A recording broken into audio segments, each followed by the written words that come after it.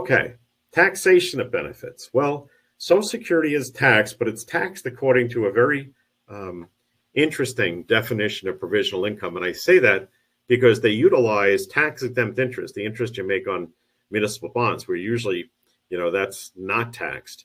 But in this case, the documents or the taxation does occur because of this unique definition. So what is provisional income? Well, it's your adjusted gross income plus half the Social Security benefit you're making plus tax-exempt interest.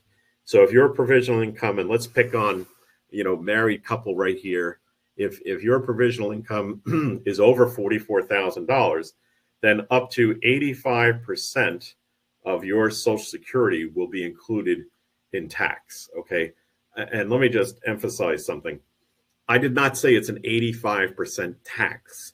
What I said is 85% of the benefit is going to be included in tax. And that's how it works. And this is the chart here. So Social Security benefits are taxed, but they're taxed according to a very specific definition called provisional income. That's how they arrive at the tax. Ways to minimize the tax, well, reduce other income with tax advantage investments. Just don't use municipal bonds, because you saw tax-exempt interest is included in the definition of provisional income. One source that I've seen people use is they could use annuities where they have basically a tax deferral. So that certainly does not meet in with the definition of provisional income. So using an annuity in that capacity is certainly legitimate.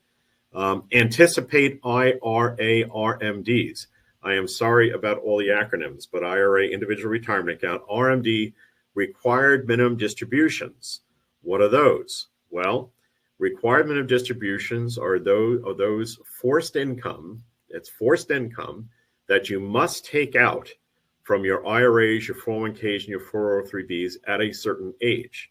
So most people, it's age, well, I should say this, the Secure Act 2.0 changed the age of when you take out RMDs. It used to be 70 and a half for everyone.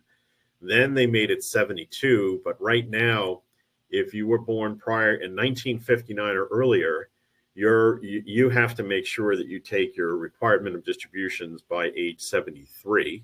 Okay. If you were born in 1960 or later, your required beginning date is age 75. So I know I mentioned before 73, but just know that if you were born after 1960, you actually have up to age 75 to start. Okay, why do you want to anticipate them? Well, IRA RMDs is taxable income. So it could put you in a higher tax bracket once those RMDs begin, when you can consolidate it with Social Security benefits. And if you're blessed to have a pension, you'd have to add that in too. So in fact, I should say this is that, in my experience, what I have seen is that, if a couple is before me and they're retiring, they're going to have 2 Social Security checks. They could have 1 or 2 pension checks if they were in a company that provided that. So they'd have either 3 or 4 guaranteed checks before they had to turn on income due to the required minimum distribution rules. So what that does is, normally what I have seen is that people are in a higher tax bracket at that point. So there's definitely strategies that you want to utilize to try to mitigate the taxes in retirement. And many times that's people think that, oh, my property taxes are my highest cost in retirement. And I'll tell you, what I have seen is that taxes are the highest cost people have in retirement, because they really have done no planning around it. And some of the planning you could do, convert traditional IRAs to a Roth. That's a tremendous strategy. You take taxable money, pay the tax on it. It goes into a Roth IRA, grows tax deferred, and now the money in the Roth comes out tax-free. Very effective tool. Delays Social Security. It reduces the number of years the benefit is subject to tax.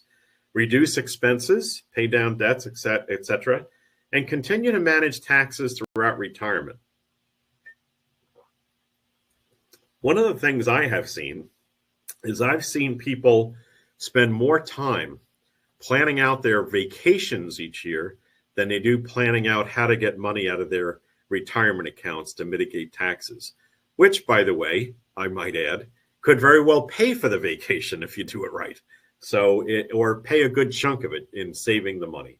So continuing managing taxes at retirement, that is not a one and done thing. You really have to pay attention to that each year and make sure that you're focused on it. We use software here. I used to use a spreadsheet, and it just, no, you just can't do this on a spreadsheet. There are too many attributes that come into play once certain levels are achieved of income. So it's something that we've morphed over to and using planning software. Medicare may shrink your check. So if you're receiving Social Security and you're 65 or older and enrolled in Medicare, your Part B premium actually gets deducted from your check.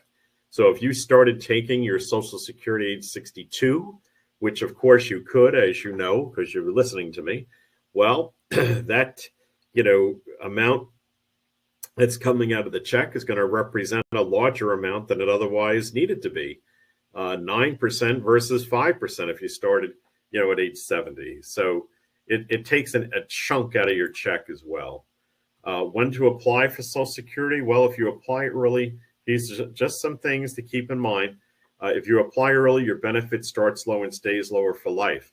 Let me comment on that, because for some reason, people think that I'll start at 62, I'll get that lower amount, but when I turn full retirement age, that 75% will just bounce up to 100. And that's not the way it works. If you start your benefit before your full retirement age, you are decreased, actuarially speaking, for the rest of your life. There's no, pop-up of provision in Social Security that says when you turn full retirement age, that's when you get 100% of your benefit if you've already started it. No, that's not how it works. COLAs magnify the impact one way or the other. I prefer my clients have a higher base check to base that COLA on, because quite frankly, it's more impactful, especially as years go on. Your benefits may be taxed or reduced to cover your Medicare premiums. Don't let the earnings test discourage you from working. Delaying benefits may give the surviving spouse more income. So those are just reasons there of kind of key points to remember. And so here's another point. I get this a lot, kind of quote, I'm not going to live that long, so why wouldn't I just claim my benefit while I can? Well, let me just say, you always want to try to maximize the higher earners benefit. I've said this a few different times throughout the presentation now. You want to, for couples, you should always maximize the higher earner benefit to protect the surviving spouse. So what if you don't have a spouse? What if you're a single person? Okay, well, then you might want to think about turning it on, because you don't have a surviving spouse situation to consider. Okay, that may be something you do. But for couples, please always maximize the higher earner's benefit to protect the surviving spouse's income stream. All right, so just very simply, I like to just explain kind of how spousal benefits work. I have found that using an example is the best way to do it. So let's just look at John and Jane here. So you have the spousal benefit is half the primary worker's PIA if started at full retirement age. So John's primary insurance amount is $2,000, Jane's is $800. If Jane applies at full retirement age, her benefit will be $1,000, 50% of John's.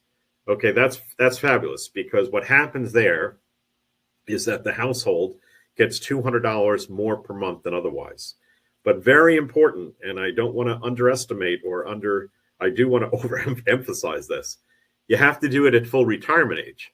So let's just go down this path. So let's say John's P is 2,000, wonderful. Jane's is 800. So Jane, but instead of Jane applying at her full retirement age, let's say she applies at 62. Well, because she didn't wait for full retirement age, the 50% that she'd otherwise get is now 35%. Yeah. So just be aware that no matter what claiming strategy you want to do, a spousal benefit, a full earned benefit, you have to wait till your full retirement age to get the full benefit of what that particular filing method is. So it includes the spousal benefit as well. If you don't wait till full retirement age, well, then you could be getting a haircut on your spousal benefit as well. Okay. So, rules for spousal benefits: primary worker must have filed for their benefits, spouse must be at least 62, and there's no delayed credits on spousal benefits after full retirement age. Coordinating spousal benefits, very simply, where the lower earning spouse's PIA is more than 50% of the higher spouse's, both spouses could delay till 70. That would maximize the amount of money that you get out of the system. Notice that I said you could maximize the amount of money that you get out of the system, but this may not coordinate or match up to, I should say, what your retirement plan is. So I'm just sharing with you that the most out of the system, if that's what you wanted to achieve, there's ways to do it. In fact, I have software that it'll run, for a couple, the 4 or 5 different claiming strategies that they could actually use, and it will tell you how much that's valued and out of the system for you. This particular strategy, if you both waited till 70, you would maximize the amount of money you can get out of the system. That's what's nice about that one. And a little hybrid strategy that I like to chat with people about is where the lower earning spouse's PIA is less than 50% of the higher earning spouse's PIA. Well, the lower earning spouse can claim early. The higher earning spouse claims at 70. Now, I'll tell you what adds complexity into this. It seems very straightforward on paper. However, if the lower earning spouse claims early, okay, and they're working, well, they may be subject to the earnings test. So you really have to look at the situation to see if even the lower earning spouse claiming early makes sense, because the entire Social Security benefit may be withheld if they make too much money while they're still working. So you just got to be careful of that. This again, there's a report that I can put together for folks. Be happy to do it. It's 5 or 6 pages long. I think it's 5. I think it's 5 pages long, but be happy to do it. Okay.